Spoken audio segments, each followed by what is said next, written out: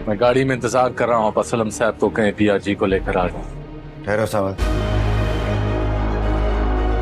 Social media के दौर में तू मुझे ये बता रहा है? याद रखना, मैं तुझे इस बार माफ नहीं करूंगा अगर तू नाकाम रहा तो।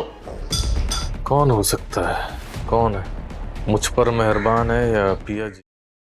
आलियार को जब दाऊद की काली करतूतों की हकीकत पता चलती है तो वह अंदर ही अंदर टूट जाता है। इधर असलम, सनवाल और पिया मिलकर दाऊद के खिलाफ सबूत जमा करने में लगे होते हैं। जब दाऊद को लगता है कि वह फंसने वाला है तो वह एक चाल चलता है। वह पिया के खिलाफ एक फेक न्यूज और गंदी वीडियो बनवाकर सोशल मीडिया पर वायरल करवा देता है। सनवाल और आलियार जब पिया के खिलाफ ये झूठी वीडियो देखते हैं तो गुस्से से पागल हो जाते हैं। अगले ही दिन अदालत में पेशी होती है। जैसे ही पिया कोर्ट के बाहर आती है, मीडिया वाले उसे घेर लेते हैं और उसके किरदार पर उंगली उठाने लगते हैं। एक रिपोर्टर बदतमीजी करते हुए पूछता है, वीडियो में जो दिख रहा है क्या वह सच है? सनवाल से पिया की आंखों में आंसू बर्दाश्त नहीं होते। वह गुस्से में आगे बढ़ता है और मीडिया वालों को धक्का देकर साइड करता है और पिया को हिफाजत से अदालत के अंदर ले जाता है। दूसरी तरफ आलियार पिया का साथ देने के लिए खुद मैदान में उतर जाता है। वह गुपचुप तरीके से मालूमात निकालता है तो उसे पता चलता है कि उसके अब्बू दाऊद ही असल में कुख्यात अपराधी मूसा है। आलियार को बहुत गुस्सा आता है। वह उसी वक्त भ्रष्ट पुलिस अफसर एसपी बाबर को अपने आदमियों से उठवा लेता है। किसी सुनसान जगह पर ले जाकर बाबर की जमकर धुलाई की जाती है। मार पड़ते ही बाबर तोते की तरह सब सच उगल देता है और दाऊद की पुरानी क्रिमिनल फाइल आलियार को सौंप देता है। आलियार ये फाइल और सारे सबूत चुके से पिया के वकील तक पहुंचा देता है। अदालत में जैसे ही पिया का वकील दाऊद की पुरानी फाइल और एसपी बाबर का बयान जज साहब के सामने पेश करता है, कोर्ट में सन्नाटा छा जाता है। जज साहब सारे सबूत देखकर तुरंत मूसा उर्फ दाऊद को गिरफ्तार करने का हुक्म दे देते हैं। अगले दिन फाइनल पेशी होती है। तमाम सबूतों और गवाहों को देखते हुए अदालत मूसा को गरीबों की जमीनें हड़पने और पिया को बदनाम करने के जुर्म में 10 साल की सख्त सजा सुना देती है। फैसले के बाद आलियार पिया के पास आता है और हाथ जोड़कर माफी मांगता है। वह कहता है, पिया मैं बहुत गलत था लेकिन आज मैंने अपना पश्चाताप कर लिया है। पिया पूछती है, कैसा पश्चाताप? तब आलियार बताता है कि जो सबूत तुम्हारे वकील के पास पहुंचे थे वह मैंने ही भिजवाए थे। मैं तुमसे सच्ची मोहब्बत करता हूँ। इसके बाद आलियार अपनी अम्मी को लेकर पिया के घर रिश्ता मांगने पहुँचता है। आलियार का यह बलिदान देखकर असलम साहब रिश्ते के लिए हाँ कर देते हैं। पिया भी अपने वालिद की खुशी के लिए खामोश रहती है। शादी का दिन आ जाता है, बारात आती है लेकिन ऐन वक्त पर आलियार सनवाल के पास जाता है। वह सनवाल को दूल्हे की शेरवानी पहनाकर कहता है, मैं जानता हूँ तुम और पिया एक दूसरे से बेपनाह मोहब्बत करते हो, इसलिए आज मंडप में मैं नहीं तुम बैठोगे। सनवाल सेहरा बांधकर दूल्हे की जगह बैठ जाता है। मौलवी साहब पिया से पूछते हैं, क्या आपको सनवाल से निकाह कबूल है? पिया उस वक्त सनवाल की यादों में इतनी खोई होती है कि उसे नाम सुनाई ही नहीं देता। वह बस रस्म निभाने के लिए धीरे से कह देती है, कबूल है। फिर मौलवी साहब सनवाल से पूछते हैं और वह भी कबूल है कह देता है। निकाह पूरा होने के बाद जब सनवाल अपने चेहरे से सेहरा हटाता है तो पिया उसे देखकर हैरान रह जाती है। उसकी खुशी का कोई ठिकाना नहीं रहता। तभी आलियार वहाँ आता है और मुस्कुराते हुए कहता है, आज तुम दोनों की मोहब्बत पूरी हो गई, मैं यही चाहता था। पिया और सनवाल की आंखों में आंसू आ जाते हैं। शादी के फौरन बाद आलियार फैसला करता है कि वह अब यहाँ नहीं रहेगा। पिया और सनवाल उसे छोड़ने एयरपोर्ट जाते हैं। आलियार दोनों